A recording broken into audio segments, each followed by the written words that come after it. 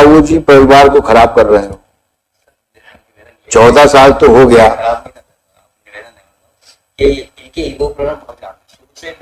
बेटा बाबा के साथ जाओगी? अब वो बोल रही है जाना चाहती बाबा के साथ। इनके फादर हैं कहाँ?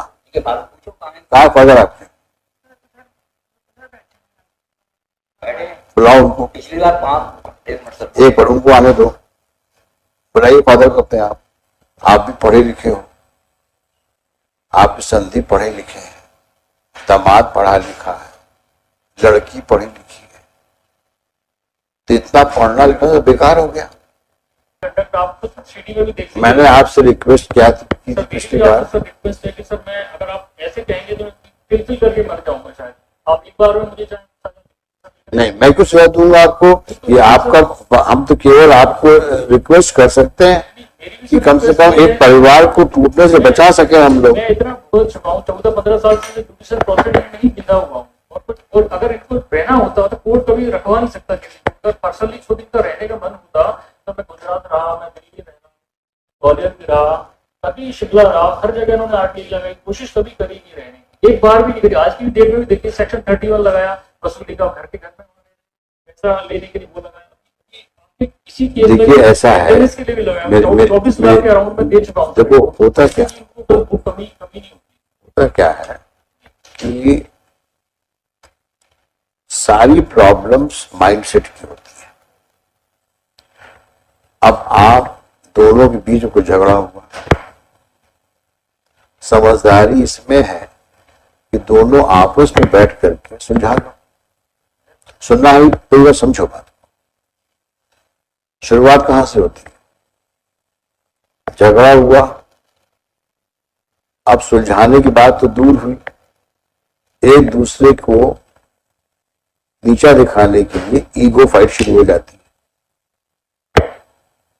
और कहीं खुदा न खास्ता माँ बाप बीच में आ गए और उन्होंने कुछ माचिस की तिली लगा दी तो वो और एग्रीमेंट हो जाता है।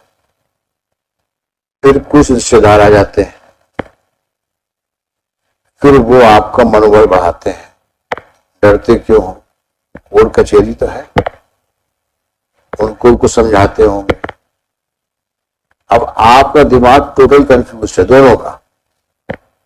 अब झगड़ा तो दूर हो गया, अब पूरा आपको जो डायरेक्शन मिल रहा है वो लड़ने का मिल रहा है। ऐसे ही होता ही है। और उसके बावजूद मुकदमे होते क्या है?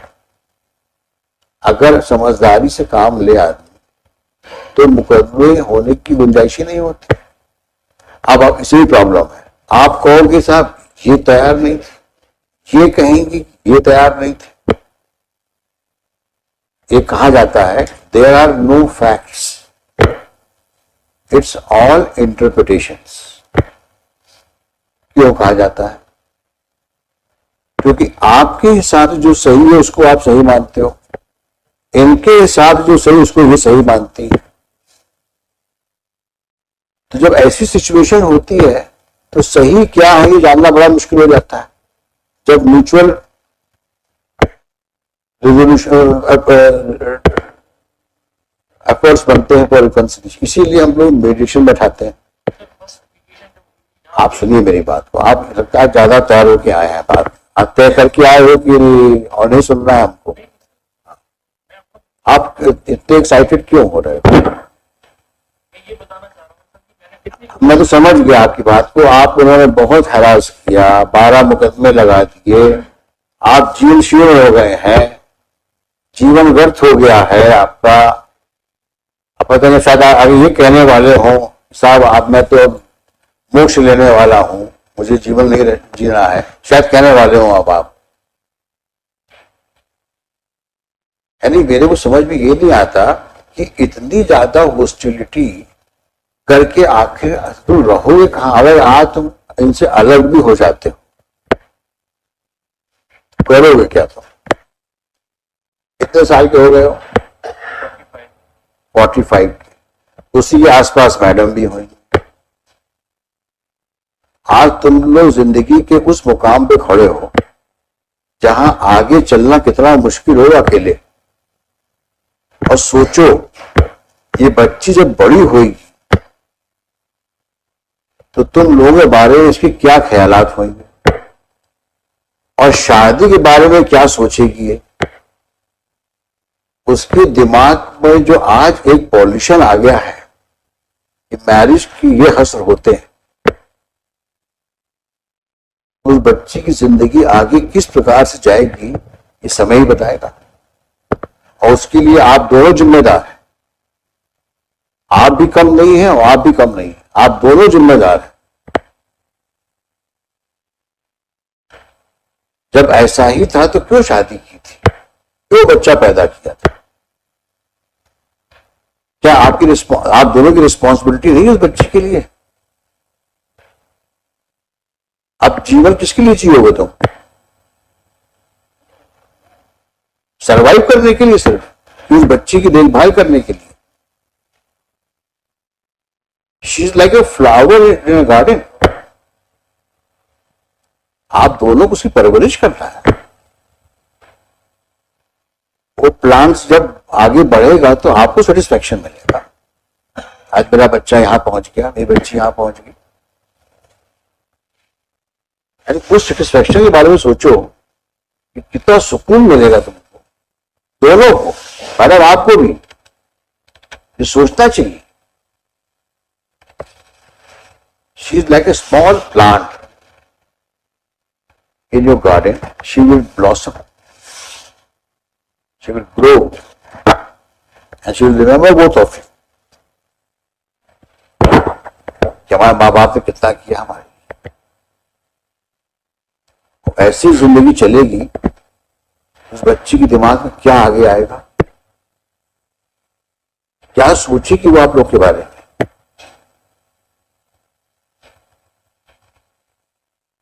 बच्चों की और बुजुर्गों की बद्दुआएं बहुत लगती हैं। Very sad. आप मत रहिए साथ में, लेकिन बड़ा गलत कर रहे हैं बच्चे के साथ आप।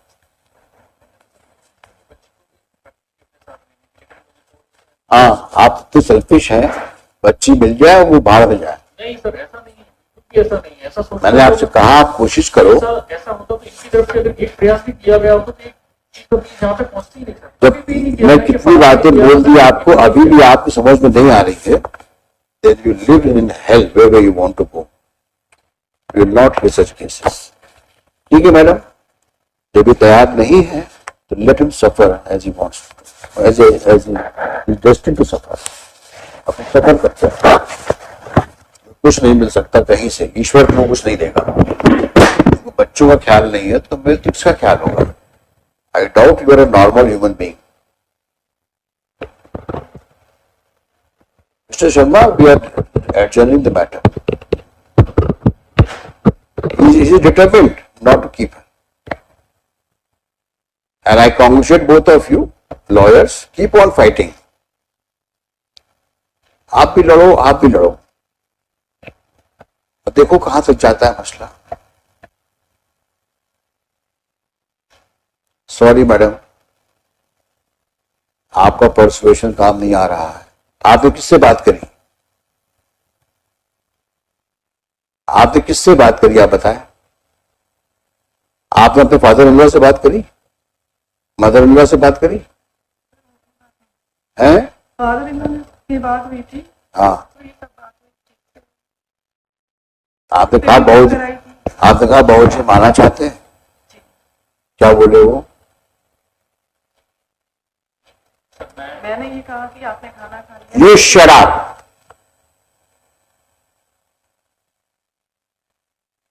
I'm talking to her. हाँ, क्या कहा उन्होंने? मैंने कहा आप कैसे हैं, कैसे कैसे क्या है, तुम 14 सालों से हमें परेशान कर रही हो। इस तरह से उन्होंने बात की थी, मैंने अच्छे से बात की। कहाँ रहते हैं वो? ग्वालियर भी है, आए हैं आज, बुलाइए।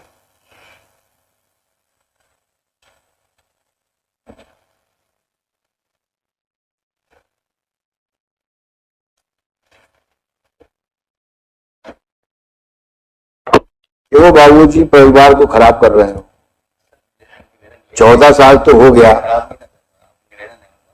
ये इनके ईगो प्रॉब्लम बहुत ज्यादा शुरू से मैंने कभी हमने शादी ये मेरे तो इनके फादर ने आज तक प्रयास नहीं किया, ब्रदर ने। इनके फादर है कहाँ? इनके फादर पूछो कहाँ है, कहाँ फादर आपके? बैठे बुलाओ उनको, पिछली बार 5 मतलब एक बार उनको आने दो, बुलाइए फादर को अपने आप। कहाँ बैठे हुए हैं?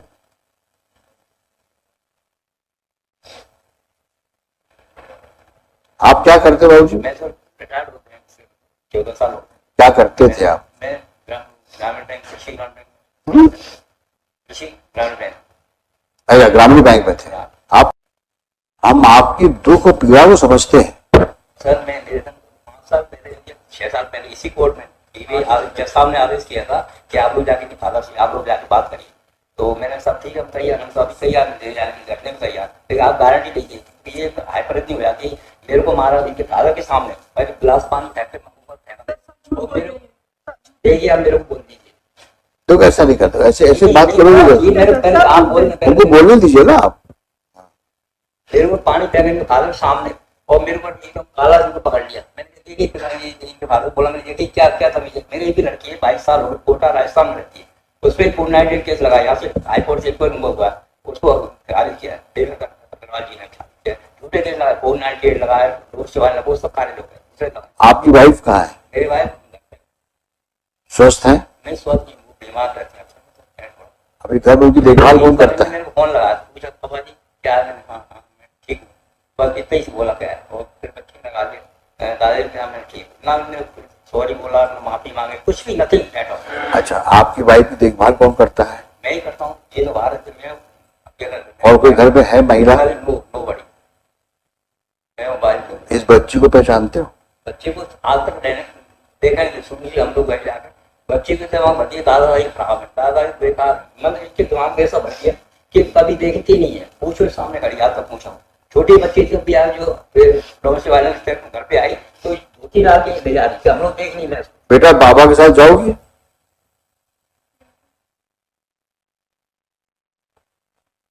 ये भी तो आपकी जान का टुकड़ा है। हम तो सर पहले को केस लगा ले जाने के बच्ची को, बच्ची ने इच्छा। अब वो बोल रही है जाना चाहती बाबा के साथ, तैयार है, लेकिन इनकी एटीट्यूड ऐसा है ना। देखिए इनके फादर का किसी क्या कोई नहीं है, 22 साल 14-15 साल मेरे को काम से मैं सिक्योरिटी क्लियर केस हो गया। अच्छा ये बताओ, 8 साल मैंने ऐसे जीते जैसे। अच्छा ये बताओ आज कोर्ट में वकील से मिल के आए थे क्या? नहीं, मैं किसी से मिलकर नहीं आया, मैं तो अभी आया। तो मैं आपकी बात कितनी बार रिपीट करोगे आप? मैं समझ गया आपकी बात, पिछली बार भी ये सब बातें हुई थी। मैं आपकी पीड़ा को नहीं बुला सकता, मैं भी इतना सुनने के बाद मुझे भी गुस्सा आता है कभी कभी, किसी महिला के द्वारा इतना प्रॉब्लम क्यों क्रिएट किया गया आपके लिए, और वही बहू के रूप में जो आप यहाँ रह रही है, उसका हम लोग को पूरा अंदाजा है। सवाल इस चीज का है सिर्फ कि आज इस परिस्थितियों में जब ये एक बच्ची है, दोनों अधेड़ उम्र के हो गए, 45-40 के होंगे से दोनों, इनको अगर साथ रहने का मौका दे दिया जाए, एक ज्यादा नहीं, हम कहते हैं इस मुकदमों को हम रखेंगे अपने पास में, और 1 महीना एक बार साथ रह के देख लो। अगर परिवार बच जाता है तो कितनी अच्छी बात है। और कहीं गड़बड़ करी इन्होंने, ये मेरा वादा है आप, मैं दोबारा गाड़ी लेगा कुछ करेगा, हम लोग जाके अभी सामने हमारे घर में आते हैं, राजीव शर्मा रहती है, सामने गई तो चिल्ला मेरे मार चिल्ला। अरे हम लोग बैठे हैं ना यहाँ पे, बैठे हैं, लेकिन ये और अभी हम लोग ये फादर बैठे, इनने आज तक गारंटी दी है, कभी चर्चा की, वो फैमिली कोर्ट में आ जाते पैसे लेने के लिए। बाबूजी आप कहाँ रहते हैं? आ जाते हैं और बात नहीं करती, कभी बात नहीं। ज्यादा बोलते हो तुम। अलकापुरी में क्या करते हैं आप? साइंटिस्ट थे आप भी पढ़े लिखे हो, आप भी संधि पढ़े लिखे हैं, दामाद पढ़ा लिखा है, लड़की पढ़ी लिखी है, तो इतना पढ़ना लिखना तो बेकार हो गया। कुछ हद तक आप भी जिम्मेदार हो। समझाइश देना चाहिए ना, उसका घर कौन सा है? पति का घर है कि आपका घर है? तो फिर कहीं आपकी तरबियत में गड़बड़ रही है, इसे परवरिश बोलते हैं, या कहीं आप उसके दिमाग को ठीक नहीं कर पा रहे हो। बेटी है आपकी, वो आपने समझाइश देनी चाहिए ना। ये मुकदमे करके और इस प्रकार से अपने ससुर को इंसल्ट करके, पति को ह्यूमिलिएट करके, ये अच्छी बात है? पुराने जमाने में कहते थे ना, पति परमेश्वर प्राणनाथ। ऐसे बिहेव किया जाता है क्या? आपकी पत्नी कभी ऐसे बिहेव किया है क्या आपके साथ? कभी ऐसा हुआ है?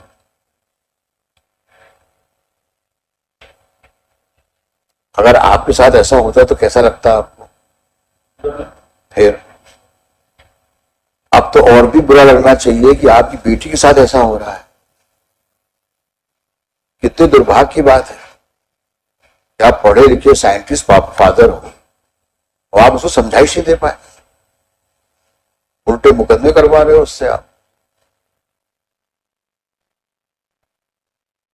आप भी अपनी जिंदगी की शाम में चल रहे हो। कितने लड़के हैं आपके? तीनों बेटे की शादीशुदा होंगे। क्या हालात होंगे इनके आपके ना रहने पर? फिर तो समझाइश क्या देनी चाहिए आपको? बेटा अपने घर पे जाओ, बोलिए, है कि नहीं? जब मैं लेके गया,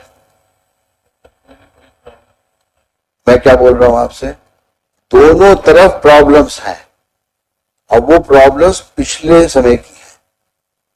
आगे देखो, आप दोनों बैठो, मत इनको साथ रहने दो अभी, लेकिन आप दोनों बैठो, आप दोनों समझी लोग बैठो।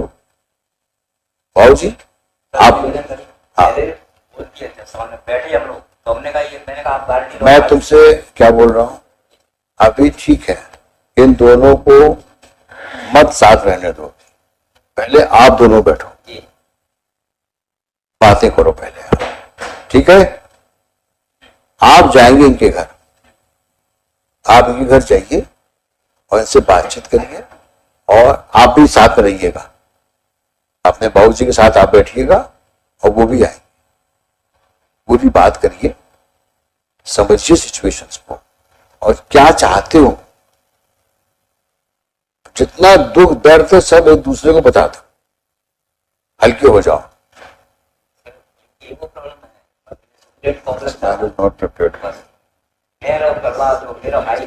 I think you are the main culprit. You do not want them to live together. मैं कितनी बार बोल चुका हूं, मैं यहाँ पे मुकदमा डिसाइड नहीं कर रहा हूं। जिस दिन मुकदमा डिसाइड करने की बात आएगी तो मुझे 5 मिनट से ऊपर नहीं लगेगा। मुकदमों को मैं बहुत देर तक सुनने का जरूरत नहीं पड़ती मुझे। 10 मिनट इनको सुनूंगा, 10 मिनट इनको सुनूंगा और फैसला बोर्ड पे लिखा दूंगा। मुकदमे की मैं बात ही नहीं कर रहा हूं आपसे। जो मैं कह रहा हूं उसको समझो, करके देखो तो एक बार, कोशिश तो करो। कोर्ट कह रही है 15 मिनट दे दिया हमने आप दोनों को। हमारे कितने वकील पीछे बैठे हुए, उनके मुकदमे नहीं सुन रहा हूं मैं, क्योंकि हम चाहते हैं परिवार एक हो जाए, बट उसके लिए जरूरी ये है पहले बातचीत हो। तो बातचीत का दौर शुरू होना चाहिए आप दोनों सभी लोगों। आप जाइए बाबू जी के घर और आप मिल के आइए, हम पीसी लगाते हैं, उस तारीख में हम आप दोनों को बुलाएंगे, फिर सोचते क्या है आगे। समझ में आया? चलिए लिखिए, Shri Prashant Sharma, counsel for the appellant along with appellant. क्या नाम है आपका? Jyoti Gautam, counsel respondent along with respondent. बच्चे आप ऐश्वर्या नाम है ना? थोड़ा पापा से भी मिलो, चलो शेक हैंड करो।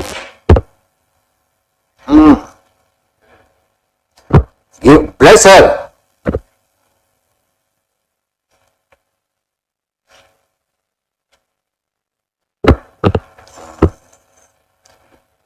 the MS Aishwarya, daughter of the parties, is also present. Besides, father of the appellant and father respondent. Stop. During the course of the arguments, during the course of prolonged hearing, during the course of the long hearing, it appears to the court